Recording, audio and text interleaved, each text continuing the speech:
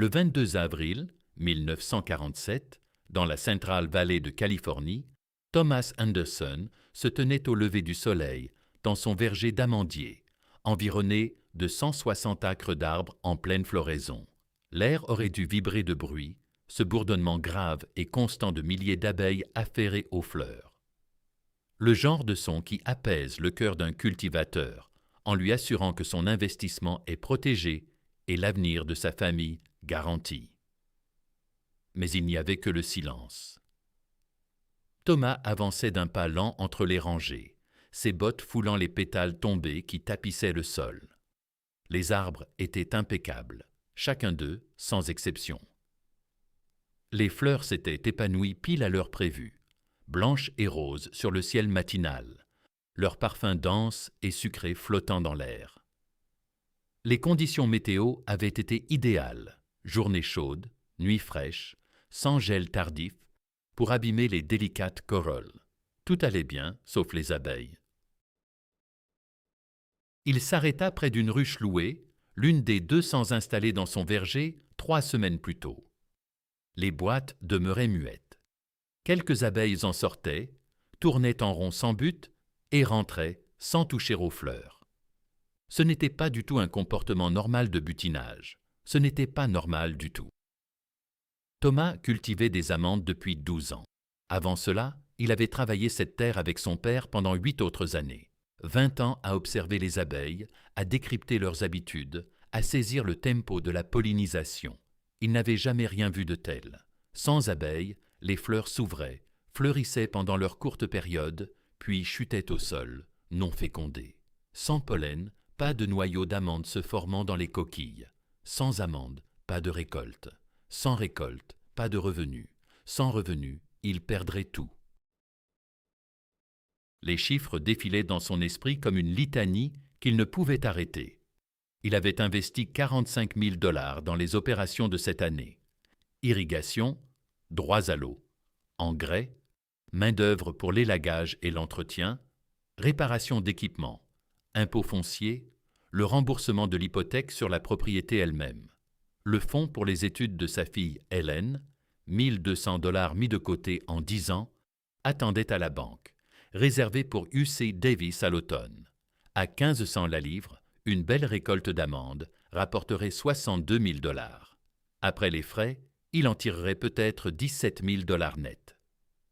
Suffisant pour régler ses dettes, subvenir aux besoins de sa famille et peut-être même remplacer le vieux tracteur. Suffisant pour dormir sans se ronger les sangs à l'idée que cette année pourrait être fatale. Mais sans pollinisation, la récolte serait nulle, zéro. Les dépenses, elles, resteraient là. Les dettes exigeraient d'être payées. La banque commencerait à poser des questions auxquelles il ne pourrait répondre. Le bruit de pas le fit se retourner. Robert Chen traversait l'ouverture dans la clôture séparant leur terrain, son visage arborant la même expression vide que Thomas ressentait au creux de sa poitrine. Robert gérait 240 acres contigus au verger des Anderson. L'histoire de sa famille différait, mais leur situation présente était la même. Le père de Robert était arrivé de Chine en 1923, affrontant discrimination et lois restrictives, interdisant aux Chinois de posséder des terres en Californie. Il avait déniché un prête-nom blanc, prêt à détenir le titre, payé le double de la valeur du terrain et bâti un verger à partir de rien en 20 ans de labeur éreintant. À la mort de son père en 1943, Robert avait hérité des dettes, de l'accord avec le prête-nom et de la crainte perpétuelle qu'on conteste leurs droits sur la terre. Il avait enfin obtenu la pleine propriété légale l'année précédente. La terre lui appartenait, libre et nette à son nom, mais seulement s'il parvenait à rembourser les 38 000 $ empruntés pour moderniser l'irrigation. « Tes arbres ressemblent aux miens », murmura Robert. Thomas hocha la tête. « Combien d'abeilles vois-tu ? » À peine 10% de la normale, et elles ne bossent pas, elles sont juste désorientées. Ils restèrent côte à côte en silence, 2 hommes voyant leur gagne-pain s'éteindre peu à peu sous un ciel printanier impeccable. L'agent d'extension du comté arrive cet après-midi, finit par dire Thomas. Peut-être aura-t-il des explications. L'expression de Robert montrait qu'il n'y croyait pas. Thomas non plus. L'agent du comté se présenta à 14 heures. Un jeune homme du nom de Philip Warren, diplômé de UC Davis 3 ans plus tôt. Il parcourut le verger en compagnie de Thomas et Robert, inspecta les ruches, observa les fleurs, prit des notes sur son presse-papier. Son diagnostic fut énoncé d'une voix monocorde et prudente, celle de qui sait annoncer de mauvaises nouvelles sans laisser transparaître d'émotion. Je ne sais pas pourquoi les populations d'abeilles se sont effondrées. Peut-être une maladie qu'on n'a pas encore repérée. Peut-être une dérive de pesticides des champs de coton au sud. Ils ont testé de nouveaux produits cette année. Peut-être des variations climatiques impactant les sources de nourriture avant la floraison des amandiers. Peut-être un mélange de tout ça. Mais vous pouvez nous dire comment arranger ça, lança Thomas. Ce n'était pas vraiment une interrogation. Philippe croisa son regard. Non, je ne peux pas. Désolé, mais il n'y a rien à faire pour l'instant. La fenêtre de pollinisation dure peut-être 10 jours. Après, les fleurs tombent et l'occasion est perdue. Il faudrait que les abeilles soient à pleine capacité dès demain pour espérer sauver ne serait-ce qu'une partie de la récolte. « Et si on importait plus de ruches ?» demanda Robert. Les apiculteurs commerciaux signalent le même souci dans toute la vallée. Leurs ruches sont affaiblies. Les abeilles qu'ils louent à d'autres cultivateurs affichent un comportement identique. Une activité réduite. Une recherche de nourriture insuffisante. Même si vous pouviez dénicher des colonies en bonne santé, ce qui est impossible, vous ne pourriez pas les payer. Les tarifs ont triplé en raison de la pénurie. Thomas sentit un froid glacial s'installer dans son ventre. Donc, on abandonne tout. On raye la saison des comptes? Le visage de Philippe exprimait une compassion sincère. Commencez à préparer l'an prochain. Demandez un prêt pour catastrophe agricole si nécessaire. La banque acceptera sans doute de renégocier l'hypothèque une fois la situation expliquée. Ce n'est pas de votre faute. Ça touche tous les producteurs de la vallée. Une fois Philippe parti, Thomas et Robert restèrent près de la clôture, observant le soleil décliner vers les montagnes côtières. « Je ne pourrai pas rembourser mon emprunt sans cette récolte, » murmura Robert. « Le système d'irrigation m'a coûté 38 000 $. J'ai emprunté sur la base de la production prévue cette année. Si je ne paie pas, ils saisiront tout. » Thomas ne savait que répondre. Sa propre situation était à peine moins critique. Il disposait d'un peu plus de marge, un peu plus de délai, mais pas grand-chose. « On trouvera une solution, » assura-t-il, conscient que ça sonnait faux. Robert hocha la tête, sans y croire, et regagna son verger. Thomas resta seul tandis que la lumière s'estompait, tendant l'oreille vers le silence là où des milliers d'abeilles auraient dû bourdonner. C'est alors qu'il perçut la voix dans son dos. « Monsieur Anderson, s'il vous plaît, puis-je vous parler des amandiers ?» Il se retourna et vit Helena Cross à la lisière du verger. Elle travaillait dans son entrepôt de conditionnement depuis 8 semaines, l'une des 15 prisonnières de guerre allemandes affectées aux tâches agricoles, dans la Central Valley. Femme discrète, sans doute dans la trentaine. Elle baissait toujours les yeux et accomplissait son labeur sans un mot de travers. En 8 semaines, elle n'avait guère prononcé plus de 20 mots en sa présence, hormis « oui, monsieur » et « je comprends ».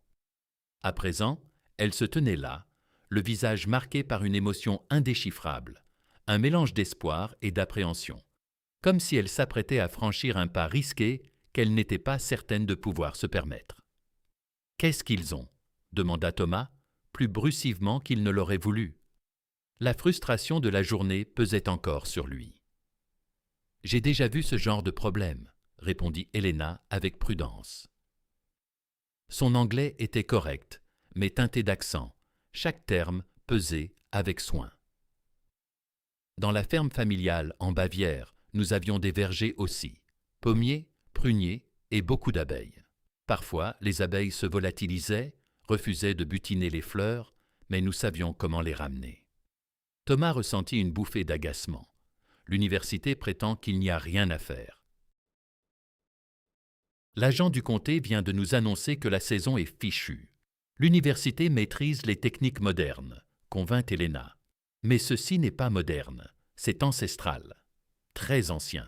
Hérité de l'arrière-grand-mère de ma grand-mère. 8 générations de ma famille ont élevé des abeilles. Nous savons ce qui fonctionne. Quelque chose dans son ton, cette assurance tranquille peut-être, ou la posture qu'elle adoptait malgré son statut de prisonnière face à son gardien, incita Thomas à s'arrêter. Quelle méthode ancienne? Helena inspira profondément, comme pour puiser du courage. Puis-je vous montrer quelque chose dans les zones sauvages entre votre propriété et celle de M. Chen? Thomas hésita. Il était épuisé, découragé, peu disposé à entendre parler de remèdes populaires ou de superstitions d'un autre âge. Pourtant, le désespoir pousse souvent à considérer des options qu'on rejetterait habituellement. « D'accord, dit-il enfin.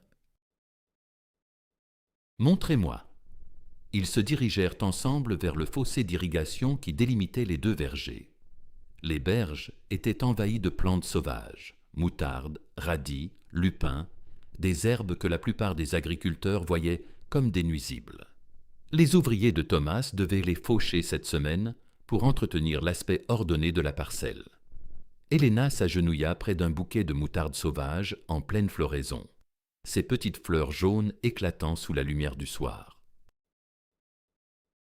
Elle en cupla délicatement un groupe dans sa paume, sans l'abîmer. « Voyez-vous ça ?» dit-elle. « Les abeilles en ont besoin. »« C'est une mauvaise herbe, » objecta Thomas. « Pour vous, peut-être. Pour elles, c'est de la nourriture, c'est vital. » Elle se releva, contemplant les berges du fossé qui s'étendaient des 2 côtés. « Vos amandiers fleurissent en mars. »« Oui, mais qu'ont mangé les abeilles en janvier et février? » Les apiculteurs leur donnent de l'eau sucrée pendant l'hiver, répliqua Thomas. Helena secoua la tête. L'eau sucrée maintient en vie, mais ne renforce pas. En Bavière, ma famille semait des fleurs qui s'ouvraient au début du printemps, avant les arbres fruitiers. Trèfle incarnat en février, facélie en mars. Les abeilles y bâtissaient des colonies robustes. Quand les pommiers fleurissaient, les ruches étaient déjà imposantes, vigoureuses, prêtes à l'action. Elle désigna le verger d'amandiers. Vos arbres fleurissent trop tôt, trop précocement. Il n'y a pas d'autres fleurs pour que les abeilles se fortifient. Elles sortent de l'hiver fragiles, et vous leur demandez de polliniser alors qu'elles ont encore faim. Et une fois les amandes terminées, que mangent-elles ensuite? Rien. Seulement des amandiers ici, rien d'autre. Thomas commençait à saisir ce qu'elle insinuait. « Vous suggérez qu'elles ont besoin d'une plus grande diversité, » déclara Helena. Ma grand-mère appelait cela la bénédiction des 3 fleurs, des fleurs précoces pour la vigueur, des fleurs principales pour l'effort et des fleurs tardives pour la reprise. Les abeilles requièrent ces 3 phases pour rester en bonne santé et former des colonies robustes pour l'année suivante. Cela paraît. Thomas chercha ses mots. L'université qualifierait cela d'inefficace. L'agriculture moderne vise à se concentrer sur la culture lucrative, en optimisant l'utilisation du sol productif. Exactement, répondit simplement Helena.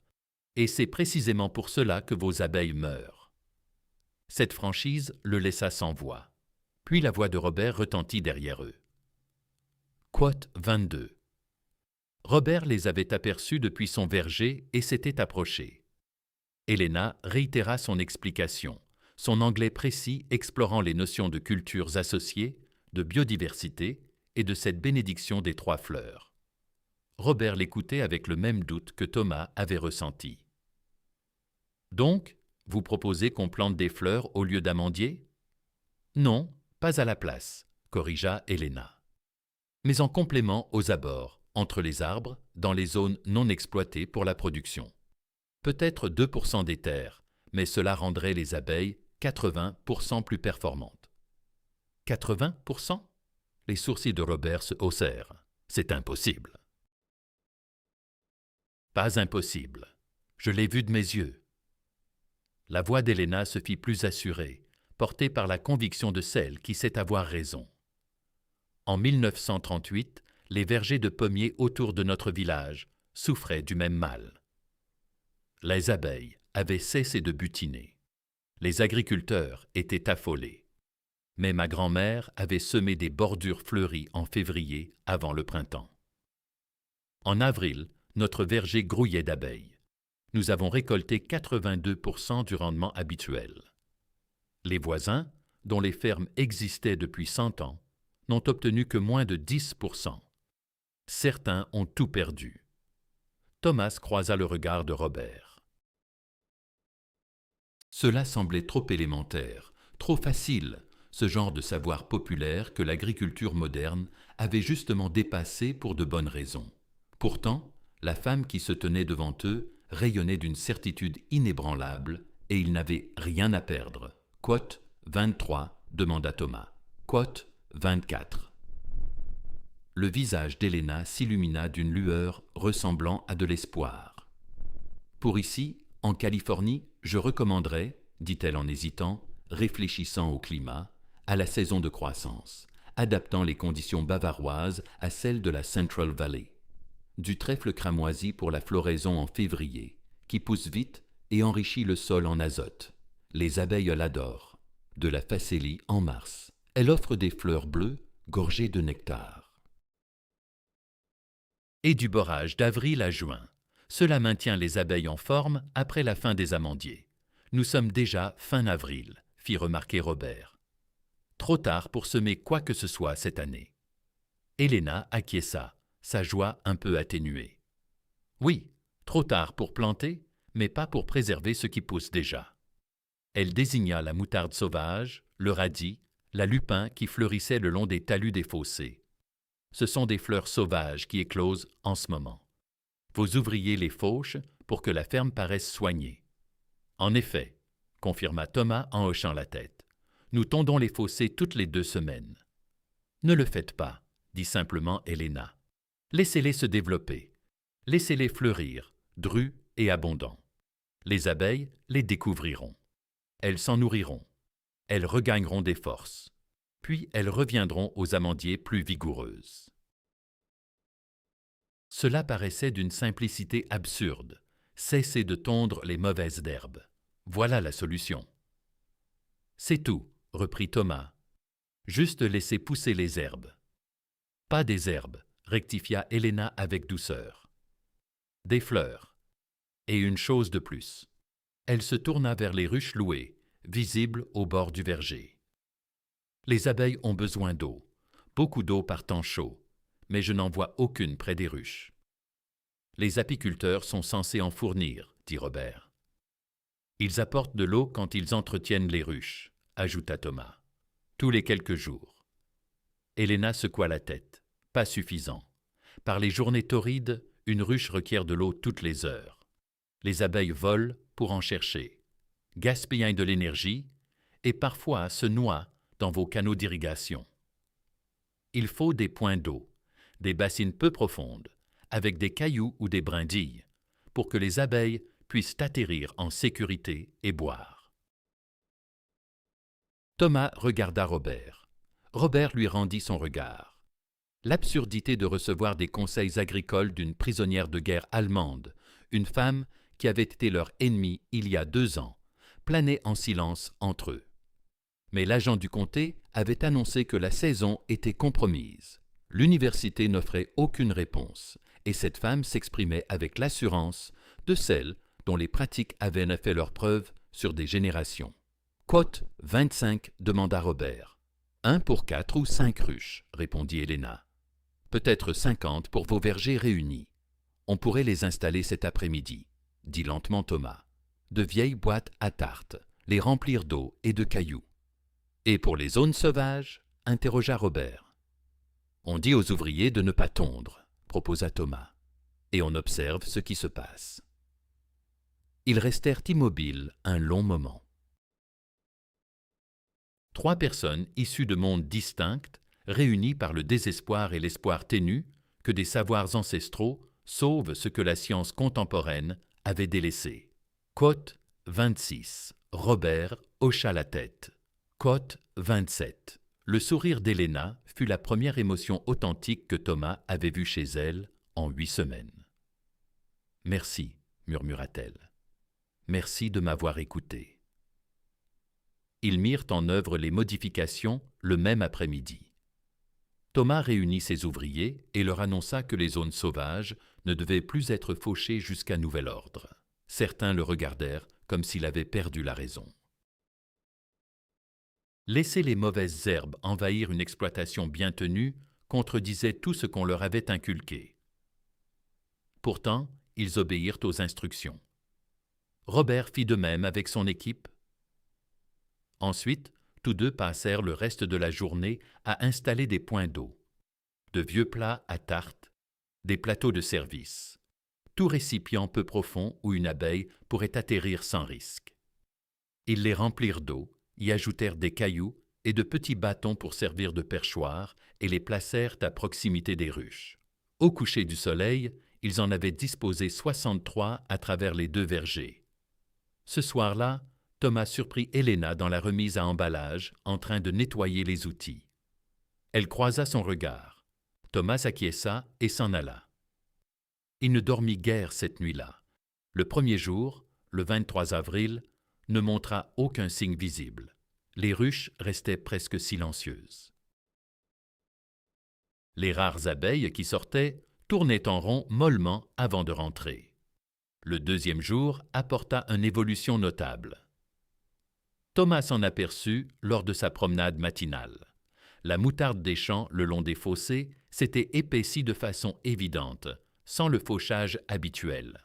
Les fleurs jaunes pullulaient, formant des taches vives aux abords des champs et des abeilles y butinaient. Pas en masse énorme, mais davantage que sur les fleurs d'amandier. Elles se déplaçaient avec détermination, passant d'une corolle à l'autre, leurs pattes alourdies de pollen. Au 3e jour, le 25 avril, la transformation était flagrante. Les zones sauvages fleurissaient abondamment. Moutarde, radis, lupins, et même un peu de sarrasin sauvage qui avait été étouffé par les tontes répétées. L'activité des abeilles avait triplé. Thomas, près d'une station d'eau, observa un flux constant d'abeilles qui atterrissaient, buvaient, repartaient et commençaient à s'attaquer aux fleurs d'amandier. Pas toutes encore, mais suffisamment pour le remarquer. Le bourdonnement matinal revenait, ce son que Thomas croyait perdu pour la saison. Au 5e jour, la pollinisation se déroulait à un rythme quasi normal. Thomas arpentait le verger émerveillé, voyant les abeilles progresser méthodiquement de fleur en fleur, leur corps poudré de pollen, accomplissant ce labeur ancestral qui assurait la survie de sa récolte. Il retrouva Helena pendant sa pause déjeuner, assise à l'ombre de la remise. « Ça marche, » dit-il simplement. Helena leva les yeux et il y lut des larmes. « Je vous l'avais dit, les abeilles n'avaient besoin que de ce qu'elles ont toujours réclamé. Comment saviez-vous que ça agirait si vite? Parce que je l'ai vu. À 16 ans, ma grand-mère me l'a montré.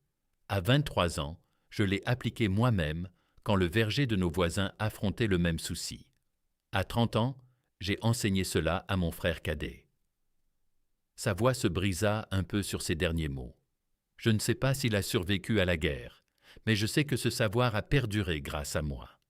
Thomas s'assit à ses côtés, un geste qu'il n'aurait jamais osé en temps normal, s'asseoir ainsi avec une prisonnière.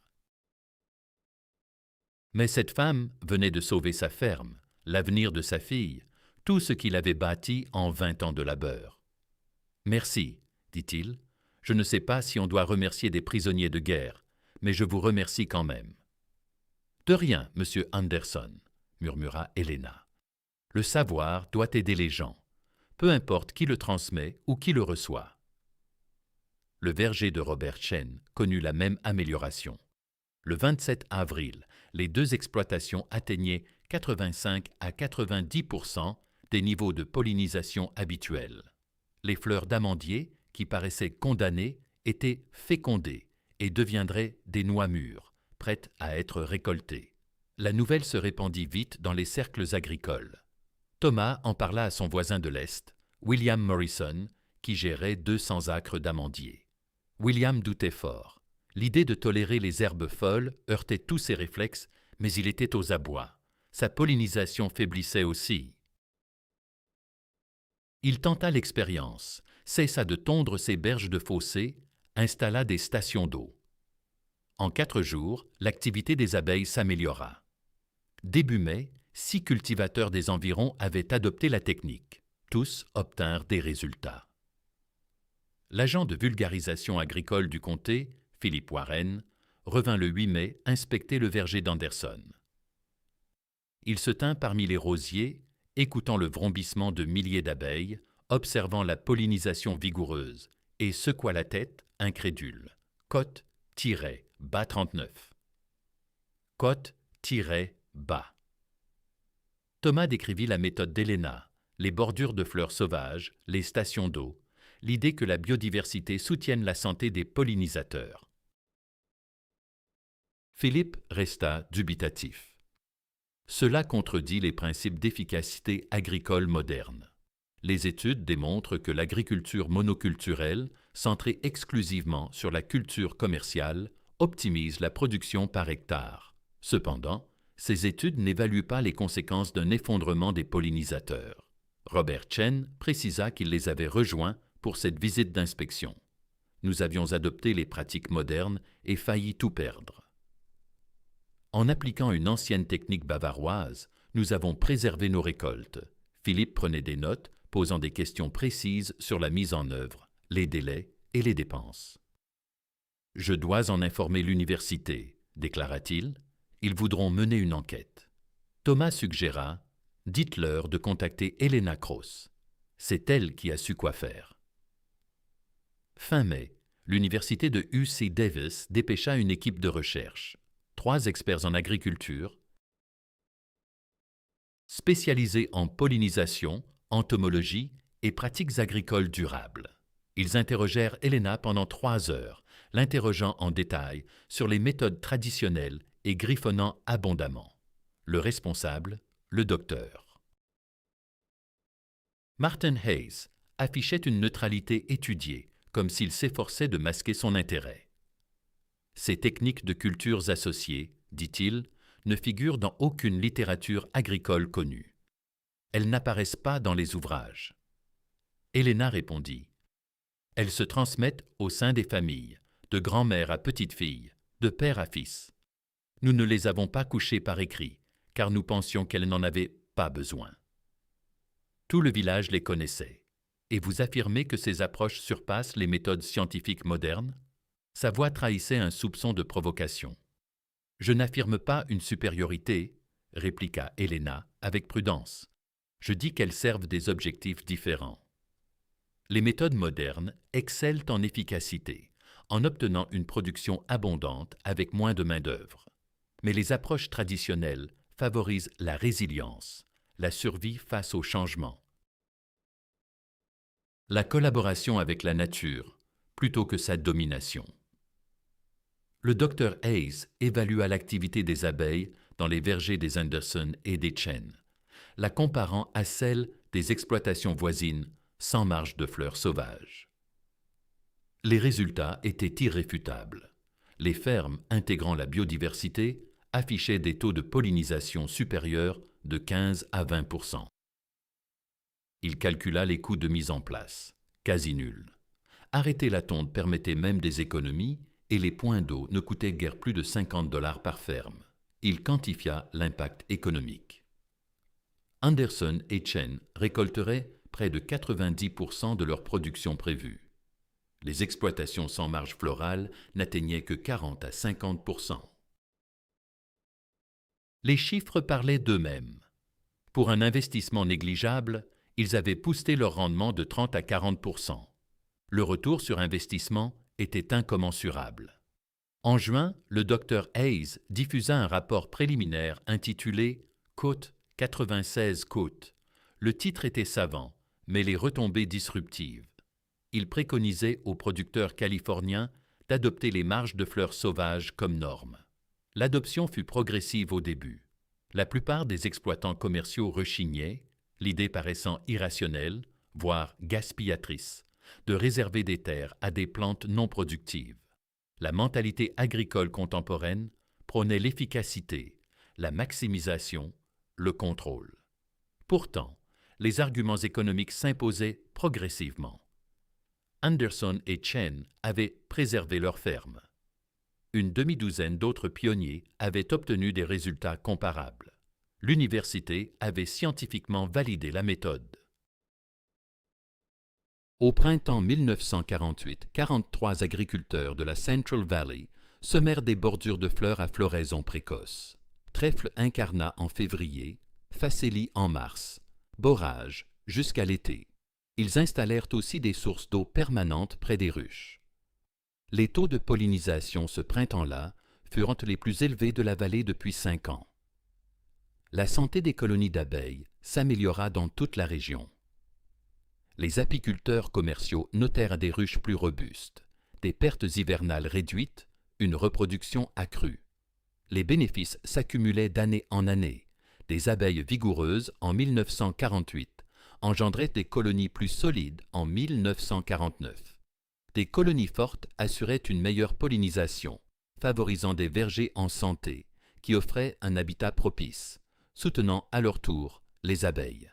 Un cercle vertueux né d'un geste simple, laisser pousser des fleurs sauvages. En 1950, la technique reçut un nom officiel dans les publications agricoles. Cultures associées pour le soutien des pollinisateurs. Mais les fermiers la surnommaient simplement la méthode bavaroise, en hommage à l'allemande qui l'avait importée en Californie. La situation d'Helena avait radicalement évolué. Elle n'était plus prisonnière de guerre. L'Allemagne s'était rendue officiellement. L'occupation avait pris fin. Les prisonniers avaient été libérés des camps. Mais Helena avait décidé de demeurer en Californie. Elle avait demandé un statut d'immigrante et visait la résidence permanente. Thomas Anderson l'avait embauchée comme consultante agricole à plein temps pour son exploitation. Il lui versait un salaire réel, 50 $ par semaine, équivalent à celui de son contremaître. Elle habitait un petit cottage sur la propriété, jadis réservé aux ouvriers saisonniers. D'autres fermiers commencèrent à l'appeler pour des conseils. Helena passait ses journées à arpenter les vergers, à vulgariser les bases de la biodiversité et à guider les cultivateurs dans la compréhension du comportement des abeilles vu sous l'angle des traditions européennes ancestrales. Elle excellait dans ce rôle, avec une patience infinie, une expertise solide et une disponibilité à répéter les mêmes idées jusqu'à ce qu'elles soient claires pour tous.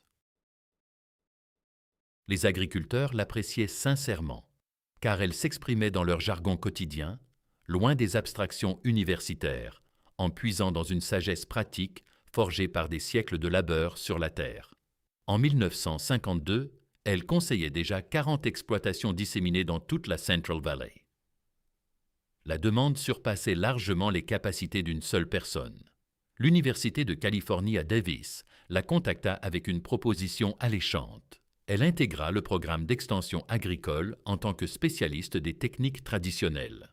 Le salaire s'élevait à 75 $ par semaine. Le poste incluait un bureau, un budget pour les déplacements et le soutien des ressources de recherche de l'université. Helena accepta sans hésiter. Le 15 avril 1952, au tribunal du comté de Fresno. Helena Cross se tenait devant un juge fédéral lors de sa cérémonie de naturalisation. Thomas Anderson agissait en tant que parrain et témoin. Robert Chen se trouvait à ses côtés. Le juge, un homme âgé au regard bienveillant, examina son dossier. « Mademoiselle Cross, vous êtes arrivée aux États-Unis en tant que prisonnière de guerre. Pourquoi désirez-vous devenir citoyenne américaine ?» Helena avait longuement réfléchi à sa réponse. Elle avait peaufiné son anglais pour que les mots soient justes. « Parce que l'Amérique m'a offert l'opportunité de transmettre mes savoirs, » répondit-elle. En Allemagne, je n'étais qu'une fille de ruche, et les connaissances de ma grand-mère passaient pour archaïques, pour des légendes, pour des reliques balayées par la science moderne. Ici, quand j'ai partagé ces savoirs, on m'a entendu, on les a expérimentés, on les a honorés. Elle s'interrompit, la voix nouée par l'émotion. Dans mon village bavarois, les femmes n'avaient pas voix au chapitre lors des assemblées agricoles. Nous ne rédigions pas d'articles. On ne nous consultait jamais sur l'agriculture, malgré nos journées entières passées à travailler la terre. Ici, j'occupe un bureau à l'université. Des agriculteurs me téléphonent pour mes conseils. Des étudiants aspirent à découvrir ce que ma grand-mère m'a légué. Ici, poursuivit-elle, le savoir prime sur l'origine familiale, le patronyme ou la naissance de ce côté-ci d'une frontière. Ici, on me juge sur ce que j'apporte. C'est pour cela que je veux être américaine, parce que l'Amérique valorise les apports. Le juge esquissa un sourire. Ce sont d'excellentes motivations, mademoiselle Cross. Il signa les documents de naturalisation et les scella d'un tampon officiel. Bienvenue aux États-Unis. Vous êtes désormais citoyenne américaine. Helena reçut le certificat d'une main tremblante, les larmes coulant sur ses joues. Thomas l'étreignit, ce qui la surprit. Elle s'habituait encore mal aux manières décontractées des Américains.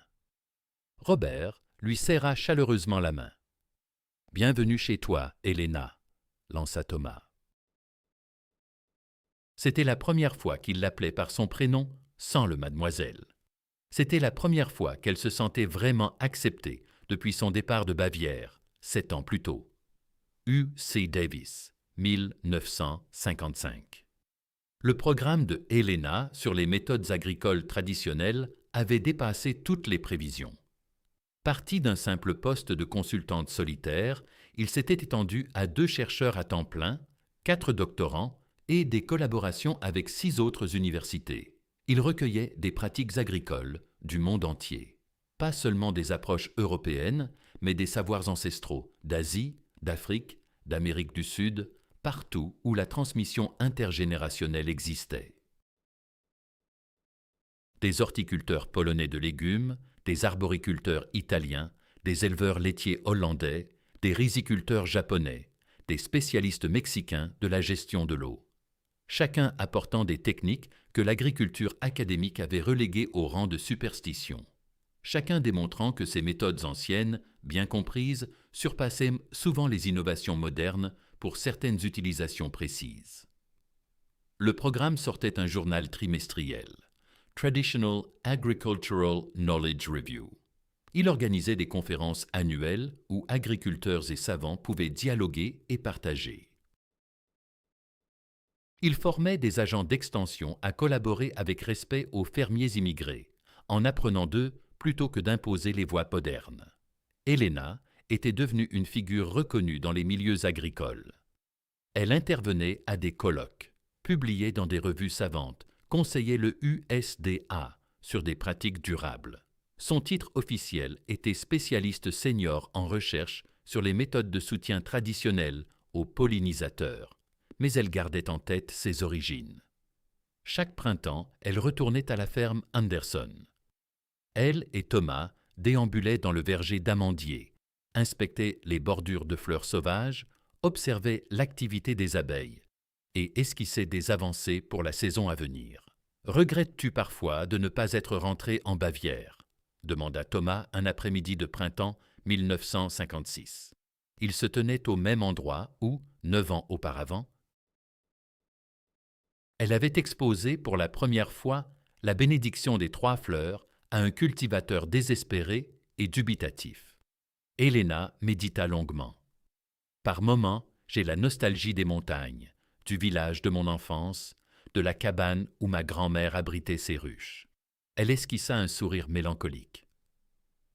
Mais cet univers a disparu. La guerre l'avait rasé. Les gens que j'avais connus étaient morts ou dispersés. La Bavière que je garde en mémoire n'existe plus que dans mes souvenirs. Elle désigna d'un geste le paysage californien qui les entourait, les vergers d'amandiers s'étendant jusqu'à l'horizon, les bordures de fleurs sauvages éclatantes de facélie et de bourraches en pleine floraison, l'air empli du bourdonnement des abeilles laborieuses. « C'est ici mon foyer désormais, déclara-t-elle. Ce sont mes semblables. C'est là que les savoirs de ma grand-mère comptent vraiment. C'est ici que je peux agir pour le mieux. » Thomas hocha la tête, plein de compréhension. Il l'avait vue se métamorphoser, passant d'une prisonnière terrifiée qui peinait à s'exprimer en anglais à une chercheuse assurée qui avait révolutionné les pratiques agricoles en Californie. « Cote 48, dit-il. « Cote 49, répondit Helena à voix basse. J'espère qu'elle serait fière que j'ai transmis ces leçons, que je n'ai pas laissé ce savoir s'éteindre avec le village. L'influence du travail d'Helena s'étendit tout au long des années 1960. La plantation associée pour soutenir les pollinisateurs devint une norme non seulement en Californie, mais dans tout le pays. Les cultivateurs de cerises en Oregon, les vergers de pommes dans l'État de Washington, les fermes de myrtilles au Michigan, adoptèrent tous des versions adaptées de la technique des bordures sauffleuries. Les apiculteurs commerciaux modifièrent leurs méthodes d'après ces études. Ils se mirent à soigner la nutrition précoce, la diversité en milieu de saison, les ressources alimentaires pour la récupération tardive. La santé des colonies s'améliora à l'échelle nationale. Les mystérieux déclins des abeilles, qui avaient tourmenté le secteur dans les années 1940, se firent plus rares et moins graves. L'impact économique se chiffrerait en dizaines de millions de dollars par an. Des récoltes condamnées à l'échec prospérèrent. Des vergers au bord de la faillite s'épanouirent. Des familles sur le point de perdre leurs terres bâtirent un héritage sur plusieurs générations. Tout cela parce qu'une prisonnière allemande avait osé briser le silence face à des vergers agonisants. En 1964, Helena contribua à la création de la California Pollinator Alliance, une organisation à but non lucratif vouée à la protection et au soutien des populations d'abeilles via une agriculture enrichie en biodiversité. Elle en fut la première directrice scientifique. L'association collaborait avec les agriculteurs pour promouvoir des pratiques favorables aux pollinisateurs, menait des recherches sur la santé et le comportement des abeilles, et plaidait pour des politiques préservant les abeilles sauvages et leurs habitats. Elle s'étendit à 12 États avec des antennes locales. D'ici 1968, l'action d'Helena débordait le domaine des abeilles et de la pollinisation. Ces avancées avaient contribué à transformer la vision de l'agriculture américaine sur la monoculture, la biodiversité et l'alliance entre savoirs ancestraux et sciences contemporaines. Le mouvement écologiste prenait de l'ampleur et les recherches d'Helena apportaient une caution scientifique aux thèses des militants. Collaborer avec les cycles naturels s'avérait plus durable et souvent plus rentable que de chercher à dominer ou à contraindre la nature. Cette année-là, elle accorda un entretien à la California Agricultural Quarterly. À 57 ans, elle revint sur son parcours de fille de rucheuse bavaroise à chercheuse agricole américaine. Remontant le fil de ces 20 années, le journaliste demanda « Quel a été le moment décisif de votre carrière ?» Helena n'hésita pas. Le 22 avril 1947, le jour où j'ai choisi de m'exprimer. Le jour où j'ai proposé mon aide, malgré mon statut de prisonnière, malgré le risque que les fermiers se moquent de moi, me range parmi les ignorants, malgré la sentence de l'université qui jugeait la situation insoluble. Pourquoi ce instant fut-il si crucial?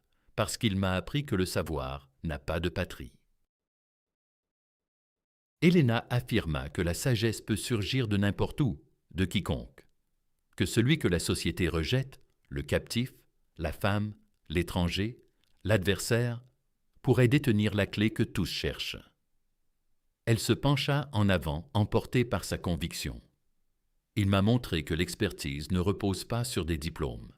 Elle naît de la compréhension. Ma grand-mère n'avait pas étudié à l'université.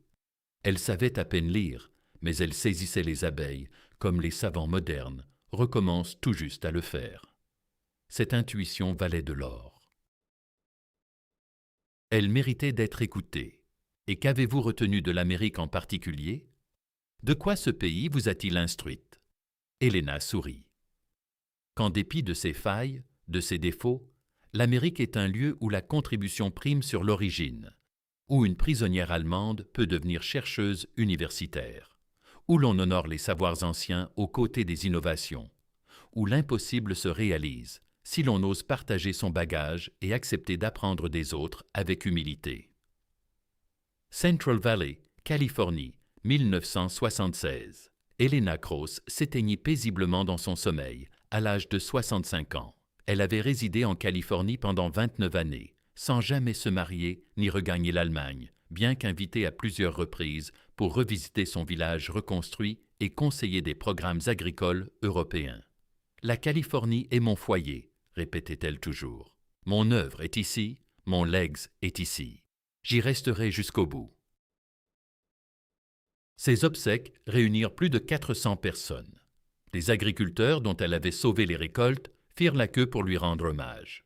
Des chercheurs qu'elle avait formés, des élèves qu'elle avait instruits, des apiculteurs qu'elle avait conseillés, des responsables universitaires, des agents d'extension agricole, des cultivateurs commerciaux, des agriculteurs amateurs, des militants écologistes, la fille de Thomas Anderson, la docteure Ellen Anderson, aujourd'hui professeure d'agriculture durable à l'UC Davis, prononça l'éloge funèbre. C'était la même jeune fille dont le fonds d'études avait été préservé grâce à l'intervention d'Helena en 1947. Helena Cross est arrivée en Californie en tant que prisonnière de guerre, déclara Hélène d'une voix ferme mais chargée d'émotion. Elle a quitté ce monde en tant que pionnière de l'agriculture durable. Entre ces deux moments, elle a transformé notre vision de la connaissance agricole et de la valeur de la sagesse. Mon père affirmait toujours qu'Helena avait sauvé notre ferme. C'est exact. Elle l'a fait, mais elle a accompli bien plus. Elle a préservé notre compréhension de ce qu'implique l'expertise. Elle a démontré que la sagesse peut surgir en dehors des universités, des diplômes officiels, des voies traditionnelles que l'on nous a appris à respecter. Elle a montré que l'innovation peut provenir de sources imprévues, que la personne négligée, en raison de sa nationalité, de son genre, de son rang, pourrait être le génie dont nous avons tant besoin, que la solution à nos défis les plus cruciaux pourrait se trouver dans les endroits les plus inattendus. Hélène s'interrompit, balayant du regard la foule rassemblée. La Californie est un meilleur lieu grâce au refus d'Helena Cross de se taire face à un problème qu'elle pouvait résoudre. L'agriculture américaine est plus robuste parce qu'elle a diffusé un savoir qui aurait pu s'éteindre avec elle. Et nous tous, chaque individu qui consomme des aliments issus de pratiques favorables aux pollinisateurs, sommes plus aisés parce qu'elle a choisi d'aider plutôt que de se retenir. Helena avait l'habitude de dire que la connaissance fleurit là où on la sème. Elle a enraciné la sagesse de sa grand-mère dans le sol californien, et nous en cueillons tous les fruits 30 ans plus tard. Helena fut inhumée au cimetière de Fresno, sur une parcelle acquise pour elle par la California Pollinator Alliance. Sa pierre tombale, en granit gris simple, porte l'inscription Helena Cross, 1911 à 1976. Elle nous a appris à écouter les abeilles, suivies en lettres plus petites de « La connaissance fleurit là où on la sème ». UC Davis, 2024. Le Centre Helena Cross pour les études sur les pollinisateurs occupe un bâtiment contemporain au bord nord du campus. Des parois vitrées dominent des jardins expérimentaux où les étudiants découvrent les techniques ancestrales de plantation associées aux côtés de la science agricole moderne. Le centre fête son 48e anniversaire cette année. En près d'un demi-siècle d'activité, il a recensé des méthodes agricoles traditionnelles bienveillantes envers les pollinisateurs issus de 89 pays, publié plus de 1400 articles de recherche dans des revues à comité de lecture, formé 4 générations de chercheurs agricoles, d'agents d'extension et de consultants en agriculture. Il a guidé des exploitations couvrant plus de 2 millions d'acres de cultures dépendantes des pollinisateurs et contribué à définir des normes de biodiversité adoptées par les programmes de certification biologique à l'échelle mondiale. La méthode originelle de plantation associée, la bénédiction des 3 fleurs qu'Helena a apportée de Bavière en Californie, continue d'être enseignée, appliquée et de préserver les récoltes. Une plaque en bronze dans le hall d'entrée du centre relate son histoire. La prisonnière devenue pionnière. En avril 1947, Helena Cross était une prisonnière de guerre allemande travaillant dans la Central Valley de Californie. Voyant les vergers d'amandiers périclités par manque de pollination, elle a transmis des savoirs ancestraux issus de 8 générations d'apiculteurs bavarois. Ces techniques ont évité la faillite à des milliers de fermes et ont transformé l'approche américaine de l'agriculture en matière de soutien aux pollinisateurs. Ce centre rend hommage à son courage de s'exprimer quand le silence aurait été plus simple, à sa générosité de partager un savoir quand le garder pour soi aurait été compréhensible, et à sa sagesse de reconnaître que l'expertise est partout si l'on sait écouter avec humilité. Les étudiants la lisent chaque jour. Certains la balaient d'un revers de main comme une anecdote historique curieuse, une histoire réconfortante d'une autre époque. D'autres y perçoivent une urgence et une actualité plus profonde, un rappel que l'expertise peut se cacher dans des lieux inattendus, que la personne marginalisée par la société pourrait détenir un savoir essentiel, que ce que les spécialistes rejettent comme folklore pourrait être une science en attente de compréhension. Que parfois, le génie tant recherché se tient là, sous nos yeux, attendant patiemment d'être entendu. La méthode d'Helena est encore employée aujourd'hui à travers le monde. Des vergers commerciaux sur 6 continents adoptent des variantes de la plantation associée pour soutenir les pollinisateurs. Les versions actuelles sont plus affinées, mesurées scientifiquement, calculées avec précision, adaptées à divers climats et types de cultures. Mais le principe fondamental demeure intact, tel que la grand-mère d'Helena le lui a enseigné en Bavière il y a près d'un siècle. Les abeilles requièrent de la biodiversité. Elles ont besoin de fleurs précoces pour se renforcer, de fleurs principales pour travailler, de fleurs tardives pour se restaurer. Elles ont besoin d'eau. Elles ont besoin de variété.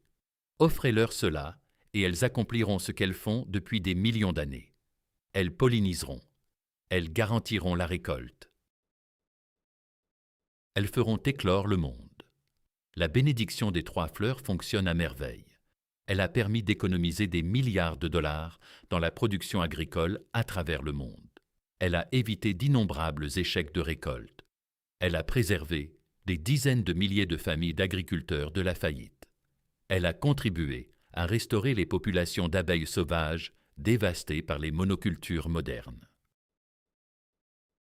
Tout cela grâce à une prisonnière allemande qui a refusé de se taire face à un problème qu'elle pouvait résoudre.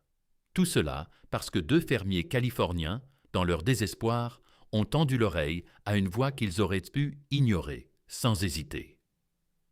Tout cela parce que le savoir authentique se moque des nationalités, des diplômes, des titres académiques ou des statuts officiels. Il opère simplement, sans condition, et il arrive souvent que les innovations les plus ingénieuses émergent de traditions ancestrales, transmises de grand-mère en petite-fille, sauvegardées par des siècles d'observations attentives et de sagesse pratique. Parfois, le génie se présente sous les traits de techniques apicoles d'une vieille femme, balayée d'un revers de main par la science contemporaine, jusqu'à ce que le besoin extrême nous oblige à y prêter attention. Parfois, la solution tant recherchée attend depuis des siècles. Elle n'attend qu'une personne assez courageuse pour la partager et une autre assez modeste pour l'accueillir.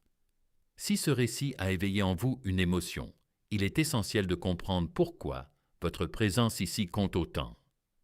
Les connaissances d'Helena Cross ont failli périr sous les décombres d'un village bavarois. Elles ont perduré grâce à des individus prêts à écouter. Thomas Anderson et Robert Chen auraient pu la rejeter. Elle n'était qu'une prisonnière, une étrangère, une femme vantant des méthodes jugées obsolètes par l'université.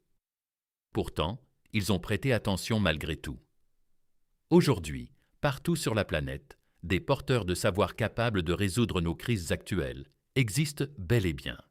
Il s'agit de sagesse traditionnelle, forgée par l'expérience, de compréhension pratique issue non des manuels, mais d'une longue lignée d'observations vigilantes. Et trop fréquemment, nous écartons ces voix. Nous les ignorons faute de pédigré approprié, d'accent convenable ou de rang social adéquat. Nous présumons que l'expertise ne réside que dans des emballages spécifiques issus de sources privilégiées. L'histoire d'Helena démontre que cette présomption nous prive de solutions, nous coûte des avancées, nous prive de vérités profondes. Ces récits comptent parce qu'ils nous incitent à cultiver l'humilité, à entretenir la curiosité, à ne jamais prétendre détenir toutes les réponses.